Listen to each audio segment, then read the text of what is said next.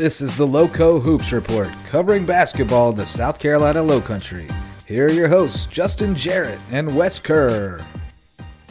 Hey, Lowco sports fans, welcome to another edition of the Lowco Hoops Report. I'm Justin Jarrett, joined as always by Wes Kerr, and a little bit later on, we'll be talking to Lonnie Roberts, the head coach of the Bluffton girls basketball team. Another undefeated run-through region for the Bobcats, number one seed in the Class 4A playoffs starting tonight, and we'll be talking a lot about playoff hoops, Wes, as well as our players of the week and what we're looking forward to, which is playoffs. It's the February frenzy. So, but before we get into things, how you been, man? You been in any gyms in the past week? Who have you seen? Who's impressed you? All that stuff. Yeah, it's playoff time. As you mentioned, the Low Country. It's going to be a couple fun weeks of basketball coming up. We'll be getting right into it starting on Wednesday, which is the day we're recording this. And I got to see some great action earlier this week. Unfortunately, did not go the way it was planned for Hilton Head Christian Academy boys.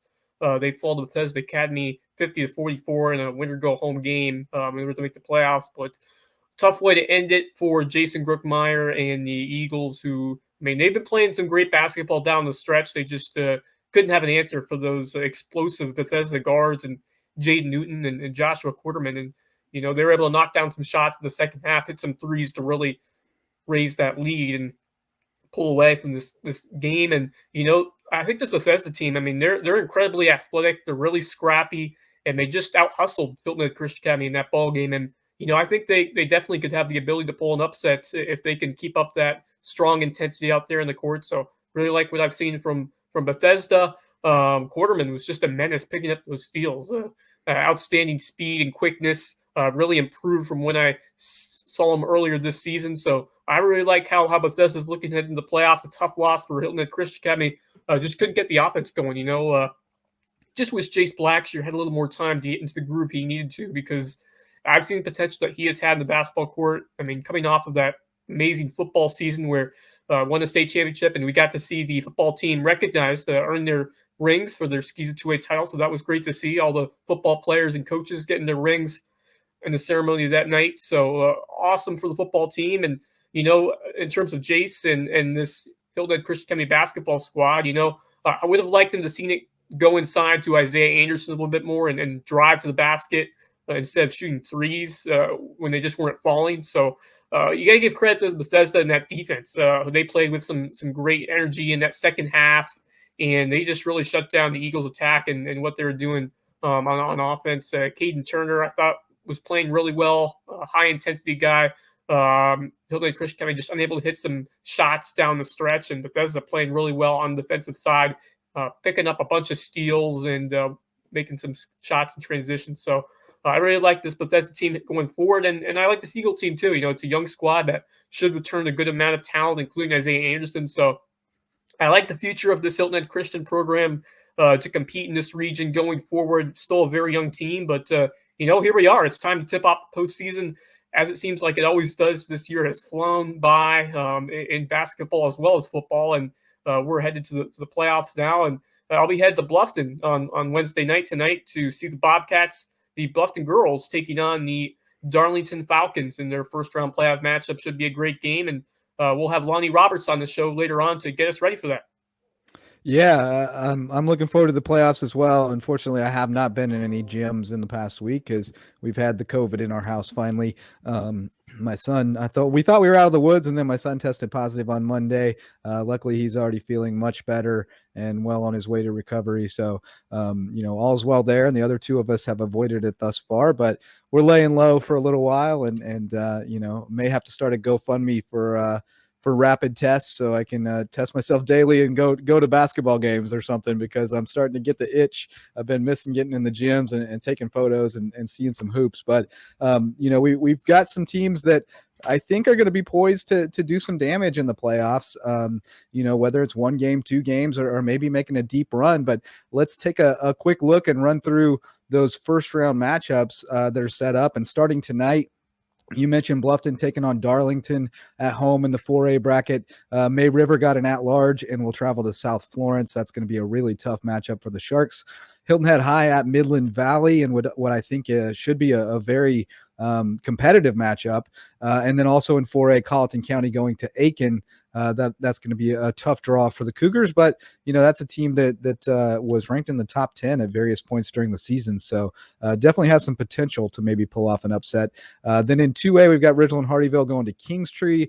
Great job this season by Janie Hodges getting that team into the playoffs, and I would not be surprised if they come away with a win tonight. And then Whale Branch in the 1A bracket going to Carver's Bay for their first round matchup. So what sticks out to you tonight in that first night of games, and what are you looking forward to in that bunch? Yeah, I'm excited to get the playoffs rolling. I think, potential for several of our teams to advance and make big runs on both the boys and the girls side. And the 4A girls bracket, it's going to be a tough one. And I think this Bluffton team, I think they're hungry. I think they're ready to prove that they can make it past the second round this year and into that Elite Eight. But it's going to have to take some hard work from everyone on that roster. And Darlington is going to be far from a pushover. The Falcons, they've battled hard this season. They always find a way to give you a tough game. They played some tight games against many of the top teams in Region 6, and they lost 2 games to West Florence that were decided by just single digits. And so this Falcons squad is going to make you work for it. And for a team that kind of still finding its way after losing Maddie Washington and Bluffton, obviously coming off another perfect region regular season, which is just phenomenal for Bluffton as they go 12-0 and 7-4A. I think they have a good mentality coming into the playoffs, despite losing that key piece in Maddie Washington. It's going to be extra important for Chicoya Hayward, their star point guard, of course, to step up and take charge like she's done these past few games. And Trinity Fields has become a nice replacement for Washington on pulling down those rebounds. And, the Bobcats play such a high level of defense, and if they could get the offense going, get some stops, score in transition, which they're so good at, and limit those unforced errors, I like their chances of advancing. And then they could potentially see North Myrtle Beach or Airport in round 2. And I think they should be favored in either one of those games. I think the big match could potentially be North Augusta if they make it that far to the Elite Eight. The Yellow Jackets are number 2 in Class 4A, Bluffton's 4, so that could be a heck of a game if both teams get there. But, of course, you have to take care of the business in front of you first, and Darlington going to be no easy task. But I think they'll be fired up and ready to go on Wednesday night tonight as we were recording this one. And then on the other side of the bracket, you got Hilton Head High and Midland Valley. I think this is a great draw for the Seahawks.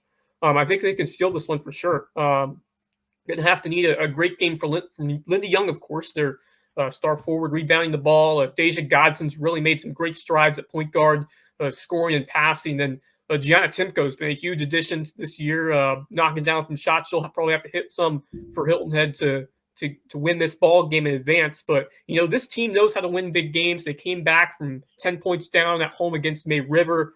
We've seen Linda Young come up clutch before, and I wouldn't be surprised to see her hit another game-winning buzzer beater. She just always has that clutch gene, and I think she can do it again in the playoffs. So, and then, unfortunately, I don't see them getting past South Florence, and I don't see May River getting past the Bruins either on that adjacent game. And great to see the Sharks, though, get in as an at-large, and they're just not on the level right now compared to South Florence to compete against the top of that Region 6. But I'm really liking the chances of Bluffton, and I really like Hilton Head's opportunity to win that first game. And then Colleton County, certainly a team that could surprise. Shandy Brown, Michaela Chisholm have had great seasons, and we'll see if they can put up a good fight in their first-round matchup. And then in 3A, the Battery Creek Dolphins are in action. They're taking on Crestwood as the number 3 seed. And that's going to be a challenge for Battery Creek against a very solid Knights team, although they have dropped 2 straight to Camden. And Camden's looking like a state title contender in 3A, in my opinion. But, it's going to be a tough challenge on the road. Need a big output from Kiara Wilson, Ashante Shaw pulling in those rebounds. But, win or lose, I think it's been a terrific season for Lonnie Klutz and the Dolphins, and we wish them the best of luck in their playoff game. You mentioned Ridgeland Hardyville, a great season for them as well, coming back after missing the entire 2020-21 academic year of sports. So awesome to see them back in the postseason, and we wish them luck as well. And then Whale Branch, of course, the team who was the biggest disappointment a year ago. They bowed out in the round of 16, which was the first round last season. Only 16 teams made it. We're back to 32 this year, but Kainu Barnwell, I think she's surely going to want to make a difference here. Senior year, she wants a different outcome. This team wants a different outcome, and they'll take on Carver's Bay, and I think the draw sets up really well. They should be heavily favored, I think, in their first 2 games. They play either, if they beat Carver's Bay, they'll play either a Tamaya Hutchinson-less Estill squad or Timmonsville in round 2.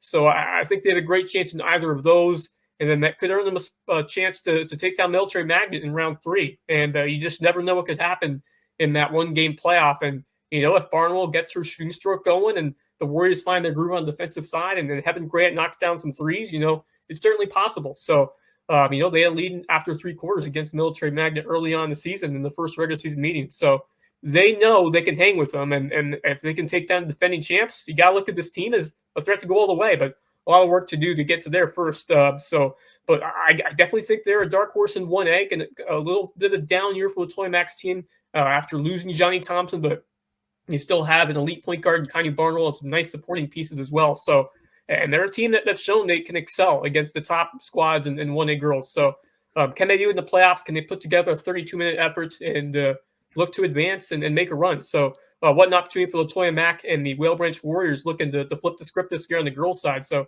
set up to be some great action on the girls' side for the South Carolina High School League playoffs. Yeah, well, how about the irony that this may end up being the best actual playoff draw that Whale Branch gets as the 3 seed? They had some really tough draws when they were the 1 and the 2. So we'll see how that works out for them. But like I think if they can get past Carver's Bay, they beat Estill by 20 twice this year. So that shouldn't be too much trouble. And I don't underestimate the value of having your 2 best players be seniors in the playoffs. I mean, not only the experience of having been there before, but that extra motivation of knowing that this could be the end for you. I think that's huge. I think Canoe Barnwell is going to have a terrific playoff, and I think they could make some noise. So Battery Creek girls actually play on Thursday. Just want to note that all the other girls' games are on Wednesday, but the Battery Creek girls open up on Thursday at Crestwood. And then all of our local boys teams will also get going on Thursday. In 4A, we got May River at South Aiken in what could be an interesting matchup. May River is a team that has shown signs at times of really being dynamic, and when they put it all together, they can be dangerous.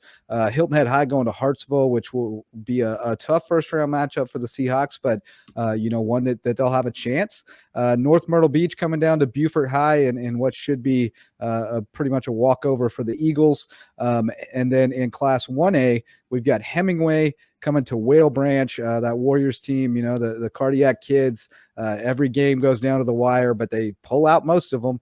They'll have a tough first round matchup there. And then Bridges Prep in the playoffs for the first time. They're headed to Johnsonville in a game that I think they'll have a great chance to win. So, we got several boys teams in there. Obviously, Beaufort High, kind of the headliner there, the team that you would expect to make the deepest run. But keep an eye on Whale Branch and even Hilton Head and May River are teams that could definitely get hot and make some noise. Yeah, certainly those teams you don't want to play in the postseason for sure. And, you look at Beaufort High coming in facing North Myrtle Beach, and I do think Beaufort High is heavily favored, but I wouldn't say it's a walkover. I think they're going to have to work hard to get it done. Region 6, they've been very deep this year, and the Chiefs have won 2 straight games coming in, and they're playing with confidence. I'm not sure if they have the height to match up with the Eagles, but they have some athletic guards, including Elijah Vereen, who we saw during football season light it up. So they got some athletes, but I think having Zara Noden back going to be enormous coming back from that suspension for Jeremy Huff's team. But, the second round against potentially West Florence could be a great game. The Knights are 21-3, and, I'm sure some of them will remember what happened in that football game in November when Beaufort beat West Florence to get to the state championship game. So certainly revenge possibly on their minds as we get to that potential second round matchup. So, but I really like Beaufort. I like the mentality. They're coming off that emotional high of winning the region. I think they look confident, and I'm impressed by how they really evolved, especially the guards and Jake Alvarez and along with Anderson Jones. And they're going to need a big effort from everyone on the floor in this playoff run. But the good news is they'll be home with the Kirkland Crazies in attendance, and that's one of the best fan bases, one of the best student sections in the entire Low Country. So I think that's a big advantage to play those games at home. And you mentioned the senior factor, having some of those players who are going for the last shot. And you look at Zara Nodum and some others as well who will be playing that senior year game. And you never know when it could be your last one. You got to give it your effort every time. So I think it should be a big postseason for Beaufort High, but certainly going to have to work hard from that first round matchup. We saw what happened to Whale Branch last year, obviously 16 versus 32 teams. But I mean, you look at the NCAA tournament and just playoff basketball in a one game situation. You got to be ready and you got to be prepared from the opening tip-off. So I like Buford's chances to make a solid run, but West Florence not going to be easy if they see them in round 2. But moving on to some of the other teams in 4A, Hilton Head High against Hartsville, a revenge game as well for the Red Foxes, who lost to the Seahawks in last year's lower state title game. So should be a nice rematch there. The Seahawks will always give you such a tough effort. They'll play great defense, especially on the road. But this one's going to be tough. Had a tough loss to James Island heading into the postseason. They're going to have to limit those turnovers and going to have to try to get themselves into that transition game, pick up some steals of their own to really push the tempo and play their style of basketball that they excel so well in. Alex Smith, one of the best point guards in the area. Really like what I've seen from Jaden Gilliam. Carice Campbell, such an explosive talent over there, and so many other contributors who have made some big strides, like Jordan Nelson Davis and Ja'Cory Walters. It's really been a team effort, and I've really enjoyed watching this Shane Brown team. Obviously, not at the level it was last year, but still a really solid squad that could have potential to pull off a few upsets in the postseason. And then May River, you mentioned going up against South Aiken, and I think it's going to be a tough one for the Sharks, but, it's possible. If Gavin Blocker can get going and the defense can get some stops, I think they can pull off an upset. A Shark team that is definitely has some talent and none bigger than Gavin Blocker, who's just an excellent three-point shooter and all-around strong, essential piece of this offense, and can do it on both sides of the court. Plays some tremendous defense as well. So I really like Gavin Blocker in this May River side. I think they'll put up a good fight against South Aiken.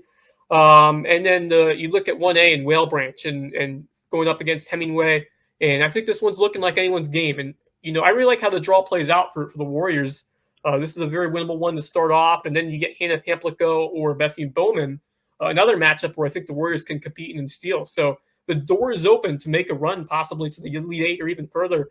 And they've had that winning mentality all season long. You just find a way to get it done in the clutch. And can AJ Singleton and company, can they do it again here? I'm not going to doubt this group. They've shown me so many amazing things this season. You talk about all the guys who have stepped up, including guys like Deshaun Gillison, Quayshawn Fields, among others. So, when their number is called, they have stepped up. And you really talk about the culture that Nick Pringle really instilled and Jim Raymond back in that state title run 2 years ago. I think it's really carried over to these underclassmen who have become big-time leaders of this team. And so the tradition continues and you look at what the football team has done. Success breeds success. We say it all the time. And I think the football team performing well year after year, I think that really translates to the basketball court as well. So I like Whale Branch. Bridges Prep in the playoffs. I think they got a great shot to do some good things going forward. What a year it's been for the Bucks, and we'll see if they can keep it going as we get into the postseason here in South Carolina High School League boys.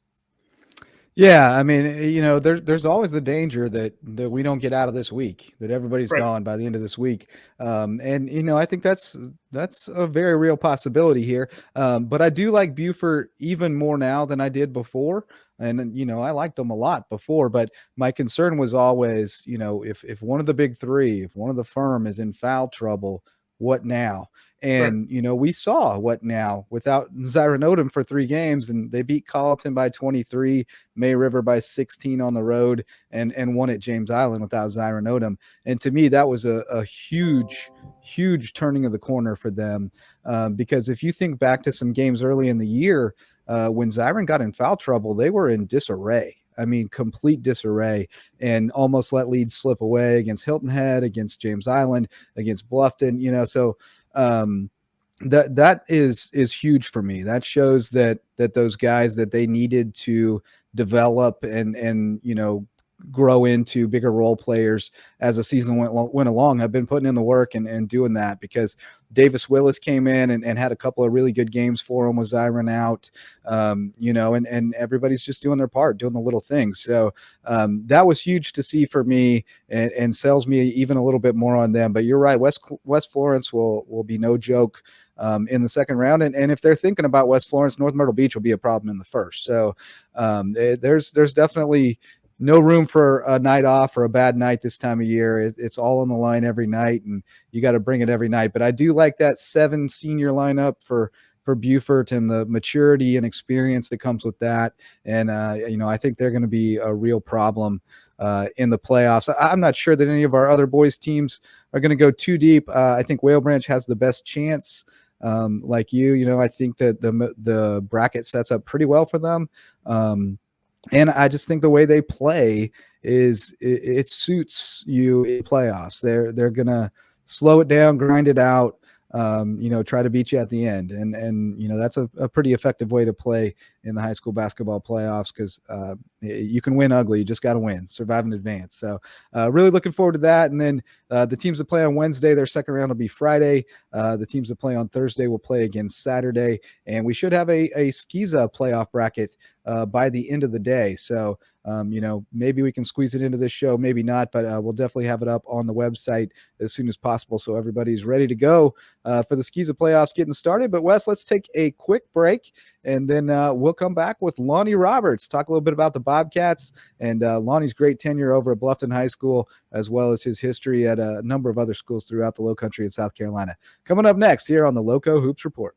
Hey, Lowco sports fans, we are excited now to be joined by our old friend Lonnie Roberts, a guy that I have gotten to know very well over the years, because, Lonnie, you've been the only guy coaching girls basketball since Bluffton High School opened, and I got here in year 2 in 2005. So we got a lot of history together, and you have a lot of history around the Low Country. So, tell us a little bit about, your background. And I know that you coached at a number of places around the state for, short stops when you were first getting started, and then landed at Jasper County for a good while, and then obviously a great run at Bluffton. But what are some of your highlights over these years of so many years of coaching here in the Loco?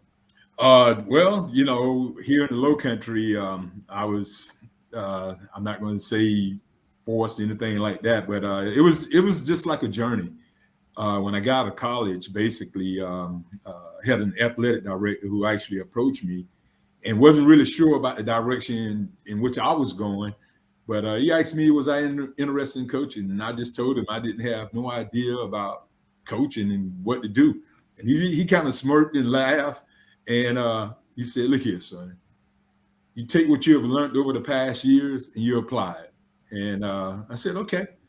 So my first thing was pretty much Bowman High School, where I started out. And then I left there for a year. Then it was Calhoun County 1 year, Branchville for a year, 2 years, Allendale for 2.5 years, and then wound up in the Low Country at Jasper County for 10 years. There I coached football, and actually I was an assistant coach to Jeremiah Faber with the boys program.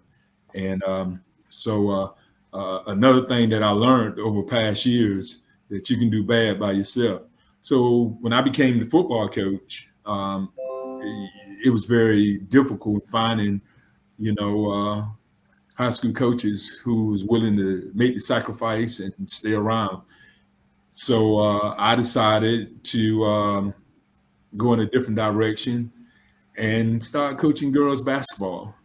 There, I had a nice little team, and that's when everything just began to kind of develop. So my first actually head coaching job, coaching girls, was pretty much at Jasper County. And from that point, I just realized that, before I actually took that job, I'm from Florida, and I went to a high school there in Jacksonville called Reebok. And my high school coach made a transition from coaching football to coaching women's basketball. So I approached him and asked him, what's the difference in coaching? Did he had to make some changes within himself? And he shared with me, and he kind of laughed. He said, no, man, these are athletes. You don't treat them no different than what you treat girls, with me coaching football. And so, and then that's when I took the approach that you just treat them like athletes. You treat them equal, and you get the most out of them. And that's one thing I can definitely say.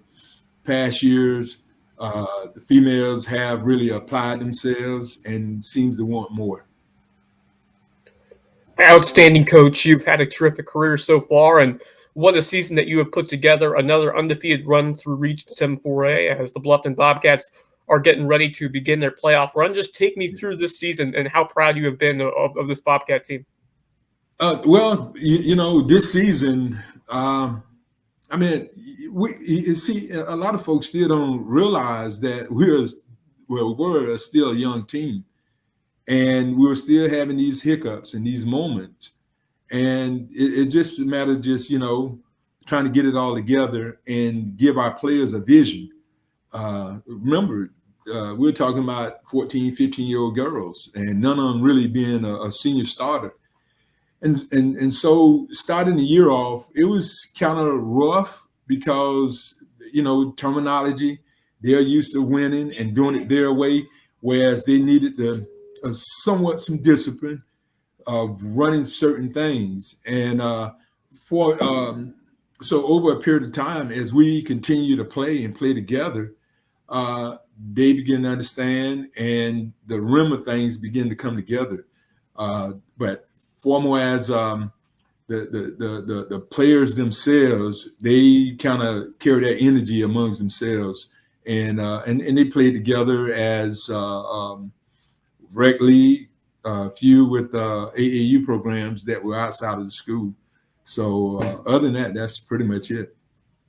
Yeah, you mentioned the youth of this team, and before Maddie Washington was injured, you would probably have said your top 4 players are all sophomores. So, that's really a testament to how young this team still is. Even though we know these names like Takoya Hayward and Katie Rodney so well because they've been playing at a high level for you for a long time. They're still young and still learning, but they seem to find a way to win. I mean, you guys have been in a lot of close games. You've been able to grind out some defensive battles and get it going on offense at other times. Is there just a quality about these kids, a determination and a little bit of a killer instinct that they seem to hate to lose? Yeah, I think that's the part about growing up. They have been battle tested, and I think that's what it's all about. But we have 5 sophomores, though. You count Kira Lewis, that actually has been starting with Maddie. But I think that helped us grow. But I think that we need a little bit more. We need a little bit more, and I'm hoping that we can actually, start postseason on a positive note, and that the youth really don't catch up with us. Not at this point. They want more, and I want more for them. So with all of us just kind of rooting for each other, and I think too, with some of the other coaches around, I don't know if they know the dynamics of our coaching staff. So I'm gonna mention that because we have Coach Alexander. He handles the rotations, and he's a very important part because my rotation is not that good. Then it comes to another point, whereas we have Kenya McCarthy. Kenya is one of my former players, actually 2007. Yeah, I was going to say late 2000s. I remember. Yeah, and so she now has implemented a lot of light, because you're talking about a male coaching staff over the past years, and you got to be conscious how you talk to them, being young, and the mistakes. So with her aboard, it really has done wonders for us, and she's able to communicate and break a lot of stuff down to them now. So I'm just hoping with the youth and the stuff that we're putting together that this will kind of help us, postseason. Well, playoffs start tonight. Your Bluffton Bobcats are taking on Darlington right here in the Den in the first round. Just tell me your thoughts heading into this opening round matchup with the Falcons. It's no different from 2 years ago. Some of the same players are there. Summers, center. I don't see as Darlington as being a pushover. This year game is maybe a good start, hopefully, for a few more. But Darlington come out of a region that is rich in tradition. You had Wilson, who made it to the finals, and I think they're the bottom of their region this past year. You had North Myrtle Beach, who made it to the finals last year. You had Myrtle Beach, who has some of the premier players, in the league. So their region is really, basketball heavy, and they just have a tradition in that region. So when I say the matchups are even, I mean, you know, if you can look at it on paper, yeah. I mean, but, you know, we're not taking no one lightly. We just got to play ball. And from both ends, offense, defense, and anything else that we can add to it. So we're definitely excited. And I think it's just a matter of just, you know, trying to get this win, just to kind of start things. Yeah, you guys have obviously had some disappointments in the postseason relative to your seed. So, Right. you know, how do you kind of try to change that that mindset, I guess, going into the playoffs, and how does it feel different this year with the kids and how they're approaching it? You know, our players this year seems to be a little bit more relaxed. You know, compared to last year, it was disappointing because we try to develop the post, and our post seems to be Achilles heel. You know, we've always had fairly decent guards around them, but that middle, the rebounding, the playing the back against the basket has always been difficult. You know, for us, if we're not playing up tempo, and then we have to slow it down, we usually have a problem. But I think, you know, as of now, we're going into this season just try to have some fun. You know, I think those were my last words on yesterday. Man, let's just, you know, forget about everything. Do your thing and let's just have fun. Play all it hard, comes have down fun. to. Whatever Yes, happens, yeah. happens. Yeah, absolutely. Absolutely. Yeah. I love that message. And, you know, obviously losing Matty Washington is very tough, but I'm really liking the play of Trinity Fields coming in there, putting up a 12 rebound effort this past week. How impressed are you about her play coming in there, replacing Washington and putting up that strong effort on the boards? And how important will she be as you go into the postseason? Oh, believe me, she's a starter now, and you know what we always say is next man up. So she's the next man up, and we have expectations on her just like Maddie. I mean, we want you to play hard, we want you to be physical, and you know, hey, that's your area. You're the man in the middle, and we want you to, you know, go out and dominate and do the things that we do. And, you know, again, don't overthink it. You know, when in doubt, hey, give Decoya the ball. No question. And let's talk a little bit about her because, you know, she's your floor general. She's starting, even though she's only a sophomore, she's starting to become kind of that coach on the court type player that you want to have because she's been doing it for so long. But talk to us a little bit just about her growth and how much she started to develop her all around game over these last couple of seasons. Oh, wow. I mean, you know, just so much to say about Decoya. You know, we say in the floor general, a coach on the floor. Her growth, man, is untapped. As she begins to develop her IQ for the game, you know, building a core around her, she has her teammates believing in her. And so our message is always, us coaches, through Decoya, when she feels us and she said, Coach, I got it, I'm good with it. You know, I just want to see what the product is going to be at the end of the day. And, you know, sometimes coaches say, oh, well, she got a nice little cast around her. But you know what? If she wanted to put up 20, 30 points, I mean, she can do so. Now the fight, you know what, 2 years ago? I mean, that's what she wound up doing, you know, down at Rock Hill. She had 32, whatever it was. She broke the school record, you know, one thing as an 8th grader. And but I mean, it's just so untapped, man. It's just fun to watch her. The one thing I think too, going forward, when she developed her strength and her natural ability in playing the 1 or 2 and making those passes at half court, man, they're on time now. She takes chances, and sometimes they're not as, you know, as good, but you know, I'm willing to take that because they make up for it on defense.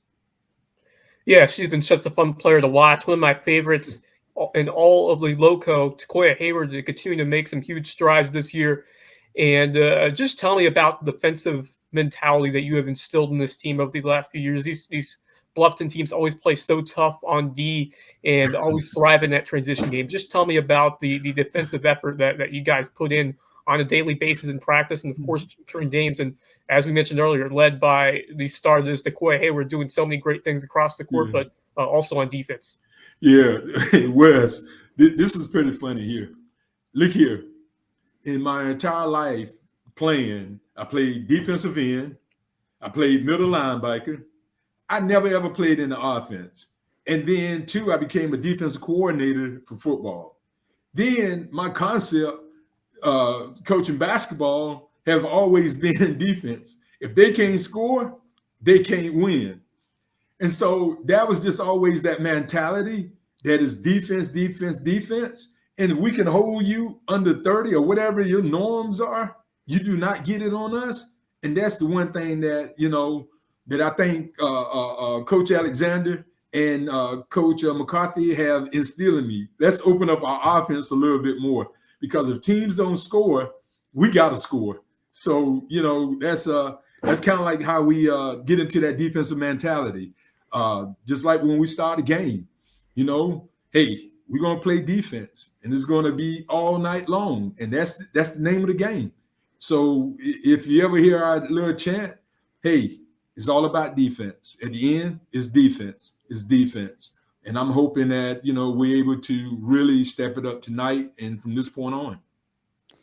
Well, yeah, and in high school girls basketball, defense can be the best offense because it leads to the highest percentage shots at the other end. So, you get those steals and deflections and things, turnovers. That's the way to win. So, well, you've been winning big time in the regular season. You haven't lost a region game since 2019. Reflect a little bit on. You said before we started, you got to be good and lucky. There's got to be a lot of things that come together to be able to run through the region that many times without getting beat.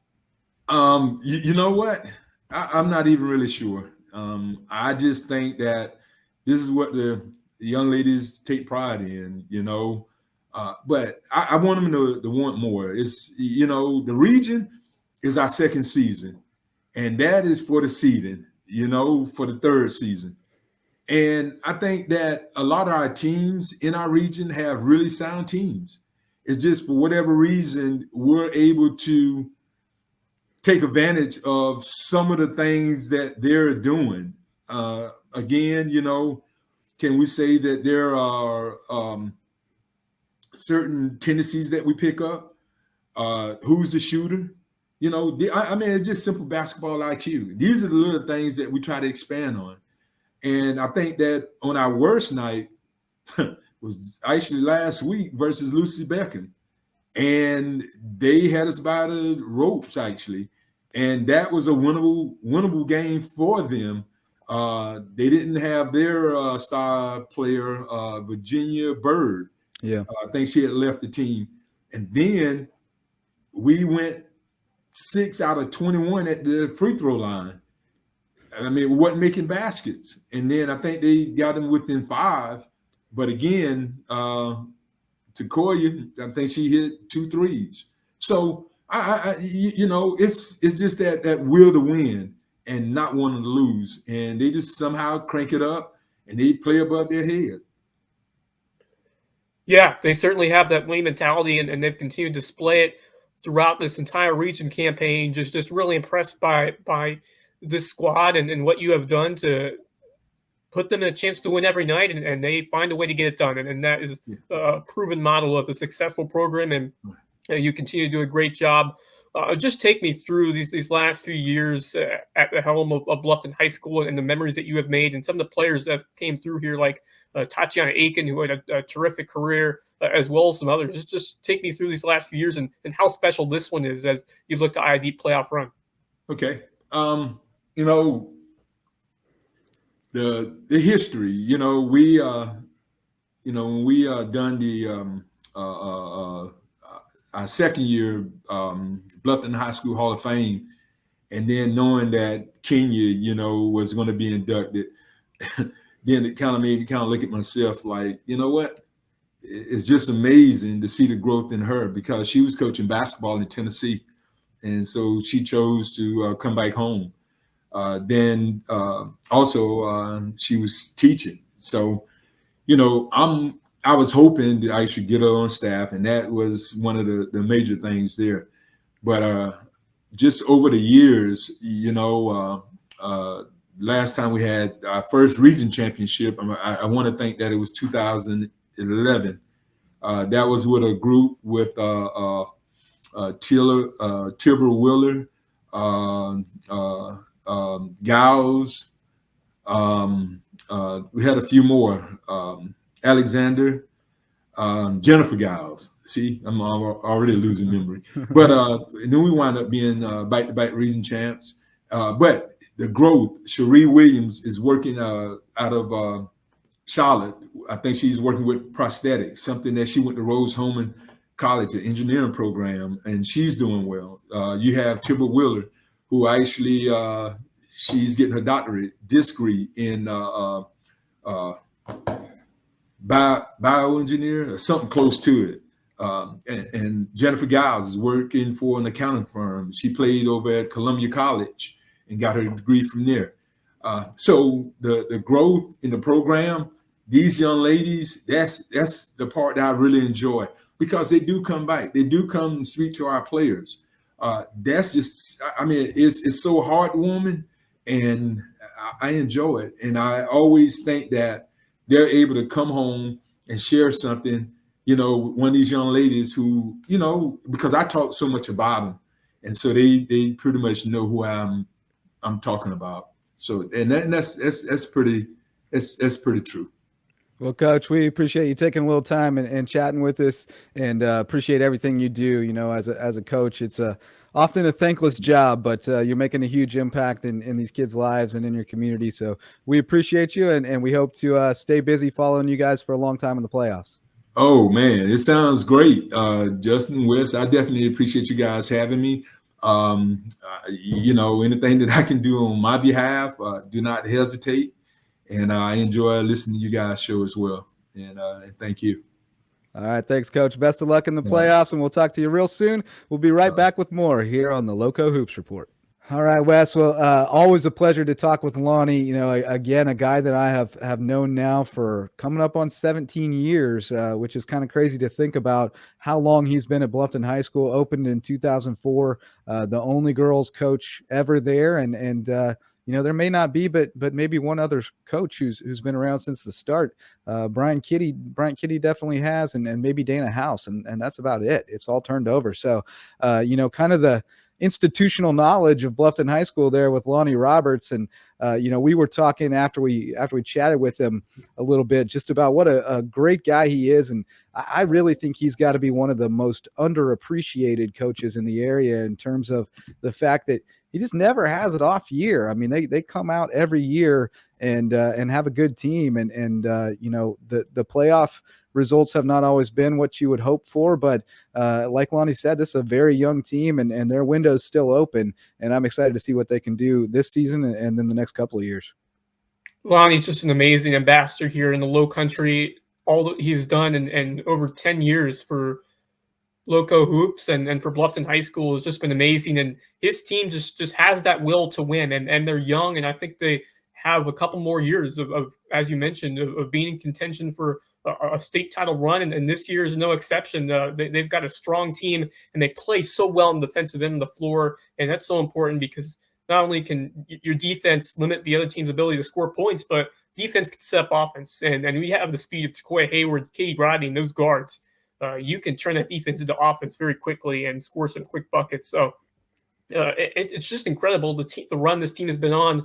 I haven't lost a region game since 2019. And you look at the talent in this region with Hilton Head, Linda Young, May River, Morgan, Scott. It's a battle every night. And being able to win every game is just an amazing accomplishment. It speaks to how much this team has bought in and what a great coach Lonnie Roberts has been, making adjustments for every opponent and find a way to win. And just continues to get it done year after year, which is just so impressive. And how impressive has Takoya been? She has really grown her game by leaps and bounds this season. Really, everything you'd want from a starting point guard at the high school level, and she's just a sophomore, still more room to grow and improve. And this is a big postseason for her. I'd love to see her take this team on a deep run, win some playoff games, and look to challenge the best 4A girls teams in the lower state. And I think they got an opportunity to do that here. So, and I love the message that he talked about how sports ties together. I think that really hit home after what happened with COVID in 2020 and all that we had to go through and losing sports and what that did for us as a culture and just as a community. And it's just awesome to have those sports back, to be able to overcome this pandemic in terms of being able to play and taking care of all the precautions that we needed to in order to get back on the field and on the court. And I mean, you look just from, as he mentioned, the Olympic Games going on right now and all that does to bring the world together and all these young athletes. And I was watching, it was a big air event a couple days ago, and all of these young Olympians were competing. But every time one of these girls made a great jump or made a sensational play, all the other competitors came and hugged them as she finished her run and just congratulated her. And, that's what sports is all about. It's about making connections and building each other. Like these girls across the world, these women across the world were really bonding together over this and showing love and appreciation for each other. And it may be a competition, but it's much bigger than that. And I think that what Lonnie Roberts was really getting to, and how sports really tie us together, teach us so many lessons and really build us in terms of camaraderie and just our overall selves. They just do so much for us. So I think that was a great message there from Lonnie Roberts. And, I just think this Bluffton team, I think they have the potential to do some great things. I mean, you look at what Takoya Hayward has done, just a sophomore, Katie Rodney, just a sophomore, Maddie Watch, unfortunately done for the year, but some great potential there, just a sophomore. So this team is young. They're going to be in the mix for the next couple of years. And I agree with Roberts when he talks about this game on Wednesday. It's going to come down to playing hard defense and coming down to making free throws. And if you play the fundamentals well, and if you do all the things you need to do to keep yourselves in these ball games and let the talent take care of the rest, I think Bluffton's got a great shot to start the postseason with a big win here on Wednesday night. Yeah, I love that his message to them is to go have fun, because I do think that, there's a tendency there for them to be a little uptight. I mean, and with good reason. They've got that monkey on their back about the playoffs. They don't have a good feeling about it. So, I'm sure he's preaching to them that this is a new season, a new team. This is not the same team we had last year, the year before.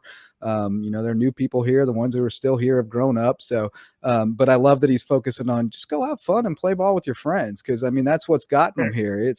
It's a tight knit group that has played together, for years and years coming up. So, that's when they're at their best, is when they're out there playing ball with their friends and having fun. So I hope they can find that vibe and make a run in the playoffs, because, they've been the gold standard for public school girls hoops around here. And it's time for them to take that next step. I'm looking forward to it. But let's take another quick break for our sponsors, and then we'll be right back with our players of the week and look ahead to next week here on the Lowco Hoops Report. Hey, Lowco sports fans, looking to buy, sell, or invest in real estate in the Low Country? Then you need to give a call over to the Gruhl Group at Keller Williams Realty. Blake Gruhl and Annie Tracy are taking care of folks' needs every day as they search for the perfect home in the Lowco, and they're here to help you too. So give the Gruhl Group a call at 843-252-3164 and see if you can find the perfect home right here in the Lowco. Hey, Lowco sports fans, if you have an investment property and you need a great management company, look no further than Heritage Realty Group. The Heritage Realty Group provides property management services throughout Beaufort and Charleston County, and their property management services are ideal for investors seeking a communicative, efficient, and transparent management company. They are reliable and they are loyal supporters of Lowco Sports. So give Heritage Realty Group a call at 843-295-0934 and let them take care of everything. Hey, Lowco sports fans, contact our friends at Hilton Head Insurance and Brokerage for all your personal insurance needs. The folks at HHIMB aren't just another insurance company. They're locals who are involved in the community and care about their neighbors, and their goal is to share their love of the Lowco while providing the best customer service possible. If that's what you look for in an insurance company, give HHIMB a call and tell them Lowco sent you. Visit them today at HiltonHeadInsuranceandBrokerage.com. Hilton Head Insurance and Brokerage, proud sponsors of Lowco Sports. Hey, Loco sports fans, if there's a man in your life who cares about the way he looks, you should stuff his stocking with some of the top-of-the-line men's hair, skin, and beard products from Just Manly. No matter your age, skin type, or hair condition, Just Manly's premium all-natural products will upgrade your daily grooming, hair care, beard care, and skincare routines. Visit them at justmanly.com, your one-stop shop for all things man. Hey Loco athletes, the Lowco Hoops Report is powered by 843 Sport. No matter the sport, if you're looking to take your game to the next level, 843 Sport is your one-stop shop on the way to success. Located off Arden Road in Okatee, 843 Sport has brought a powerhouse team under one roof as the new home of H2 Basketball, Seaside Volleyball Club, Gunner Strength Club, and Marwin Klein Sports Performance Academy, with more to come. Check them out on Facebook, Instagram, or Twitter at 843 Sport and get in the game. All right, Wes, time to pick our players of the week, and we got down to the end of the regular season here, so the stakes were high in a lot of these games. May have weighed into your decision a little bit. You get the first pick in the draft. Who you going with this week? Yeah, this is another really tough choice this week as we get down to these final games in the regular season and now into the playoffs. And for my boys player of the week, I'm going to go with my man, Brandon Butta Howard from Thomas Hayward. What a season he has put together on the basketball court. It's been a heck of a last few weeks for him. Of course, he committed and signed to play football at Charleston Southern, and now he's leading the Rebels to just a magical season on the basketball court. And, the Rebels didn't even finish the season last year, but, what a run this squad has put together under a familiar name in Nick Shuford. He's averaging 15 points and 5 assists and 3 wins over this past week, including a double-double against Buford Academy. That's really impressive against that strong competition.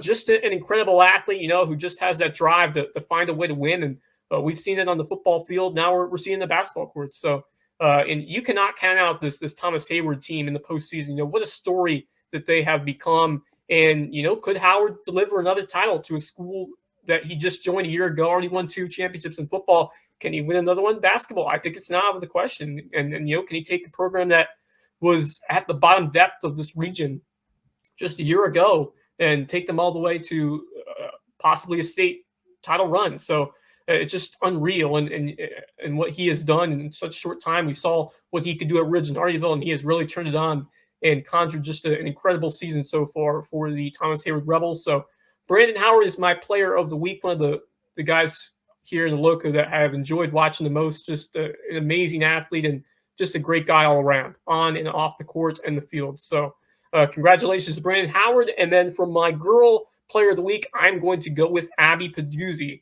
of Hilton Head Christian Academy.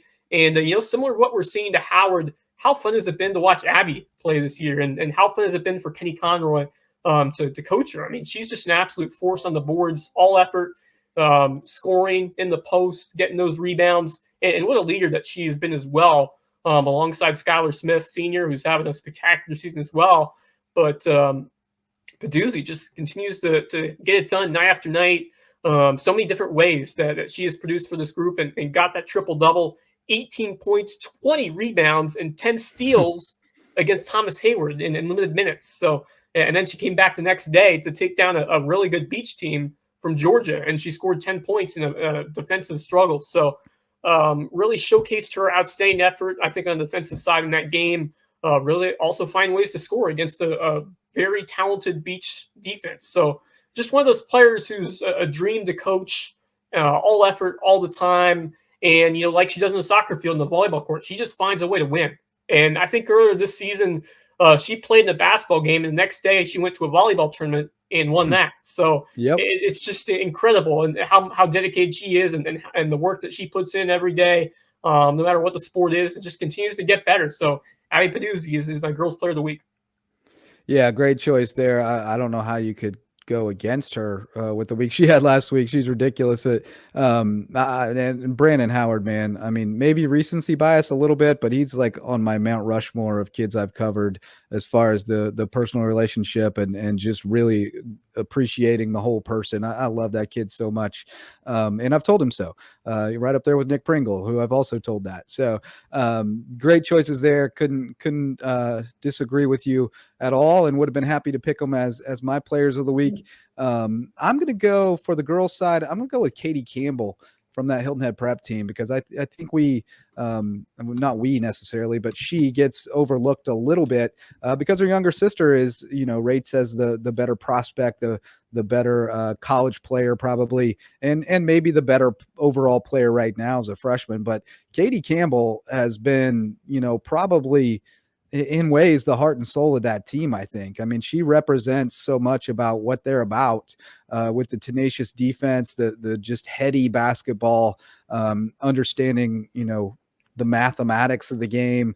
She's a very smart kid and plays so hard and gets a lot out of herself. And triple double last week against Buford Academy, which is just unbelievable. 16 points, 11 boards, and 10 assists. Just don't see it that often. And we've seen a couple this year. So very impressive that she joins Kiara Wilson with a triple double. But I just think that she's a kid who they're really going to rely on as for her leadership going into the 3A playoffs. They're playing their best basketball right now, and I think it's no coincidence that she's played her best games here down the stretch too. So I'm going with Katie Campbell, and then on the boys' side, man, I'm going to pull rank. I'm going to play the founders card and throw out two names here because I could not pick just one. James Dennison, absolutely ridiculous last week. He had averages of 18.7 points and 17.3 rebounds in 3 wins and clinched a region title in the process. He's got double doubles in 14 of 18 games this season, which is just incredibly consistent. And then, but how could I leave out Sean Cusano at Hilton Head Prep, because he continues to just put up ridiculous numbers on a team much like Buford High that has a bunch of guys who can score it. So, he has double doubles in 3 straight games, 7 of the last 8, averaged 23, 10.5, 4 assists and 2 blocks in 2 games last week. And then he kept it rolling last night too against John Paul II, because he had 26 points, 14 boards, and 5 assists. So this guy is playing ridiculous basketball. He is the biggest difference from last year, really. They were looking for somebody to replace that Luke Foley dirty work type, and they got that and much, much more with Cusano. So I still don't know, how deep they're going to be able to go in the 3A playoffs in Skeeza. I mean, you look at their record against 3A teams this year, and they're 2-3, with a couple of the 3 being pretty lopsided. So I'm not sure how deep they're going to be able to go, but they're a very good team. Cusano's a very good player, and he'll be back next year, so they have to be excited about that. Yeah, great choices, and it's hard to pick just one. So I think those are 2 great selections, and James Dennis and Sean Cusano, both tremendous rebounders and both all-around fantastic athletes who have put together some amazing seasons. And James Dennison is just a double-double machine. I mean, look what he continues to do, racking up those rebounds, controlling the glass, and really doing everything on all ends, playing some tough defense, and just been a key leader for a Beaufort team that has exceeded my expectations for what they were possibly able to do this year, and now winning a region title and looking to go deep in the playoffs. And it's been Dennison and Northern the firm, as we talked about all season. But James has certainly been on the forefront as he continues to make plays really in all areas for Jeremy Huff's team, and has been one of the best scorers and rebounders I have seen this season.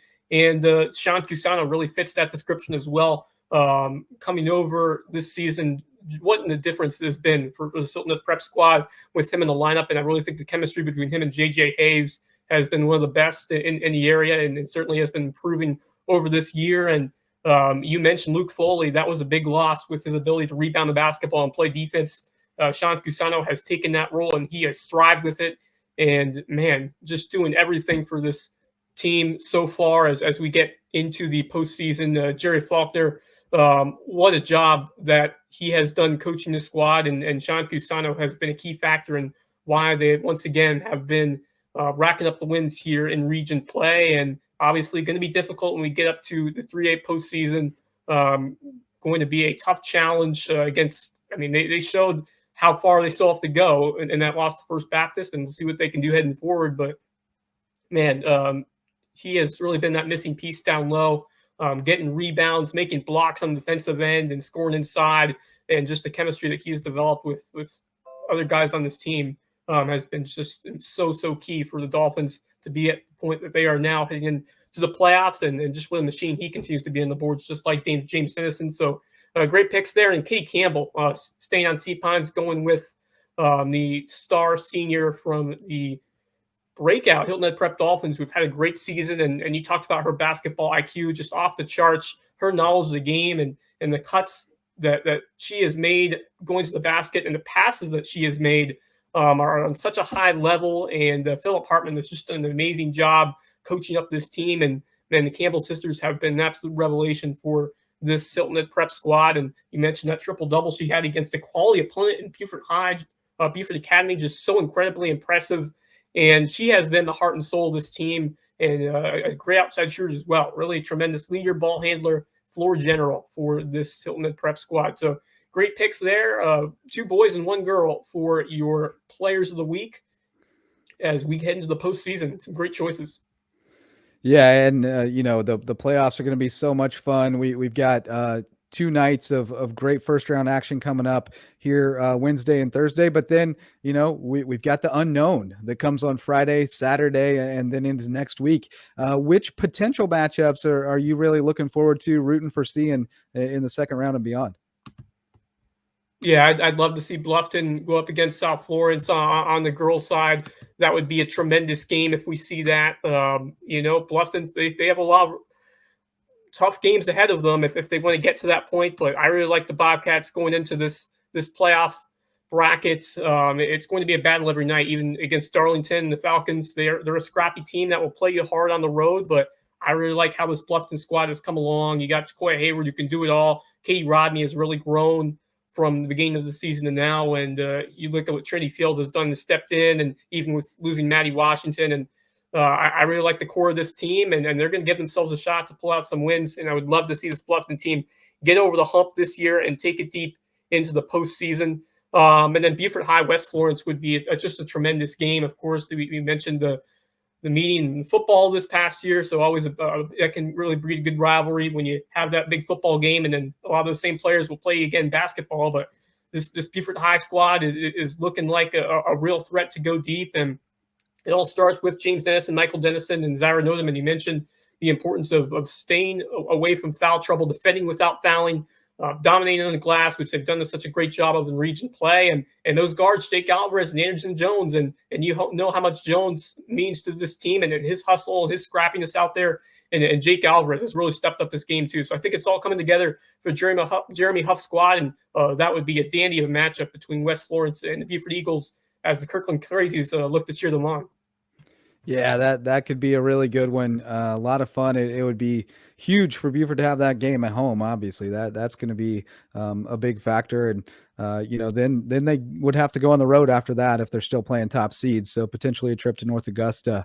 And then Wellbranch Military Magnet on the girls' side, if we get there, because that would be just a phenomenal game. And Wellbranch, they proved they can hang with them. I mean, they had a lead in the third quarter up against that squad. So, I mean, if Kanye Barnwell can really show all aspects of her game, and Heaven Grant can knock down some shots, I think it's certainly possible. Yeah, and Military kind of blitzed them the second time around, so I know they would like another shot. And the old adage that it's tough to beat a good team 3 times in a season, we've definitely seen that come true over the years. So I'd love to see that matchup as well. And I'm also looking forward to seeing the SCISA brackets. Not a lot of intrigue in the 2A bracket, where it's a little bit more clear cut, but Hilton Head Prep in particular, both the boys and girls, seeding is going to be huge for them. And because of that flex region situation, they're kind of at the mercy of the quote unquote selection committee at SCISA as to where they get seeded. And prep girls end up in a 8 playing Trinity Collegiate, they're in big trouble. But if they end up in a 6, they got a shot. So we'll see what happens with that. And same for the boys. I think if they get a top 5 seed, then they're in good shape. But if they're lower than that, then you look at how they competed against the top teams in 3A, and it's going to be an uphill climb for them. They're going to have to play a perfect game. So that's going to be really interesting. I'm looking forward to that, and we'll get that news out to you on the website, on Twitter, all that stuff, and get it into a podcast as soon as we can, and talk a little bit more also about the realignment for SCISA over on the Lowco Sports Lowdown this week. So thanks for joining us for this one. That's good. We're all out of time for today. Thanks so much to Lonnie Roberts for hopping on with us, as well as to our sponsors, and to you for listening or watching. Until next time, go Lowco.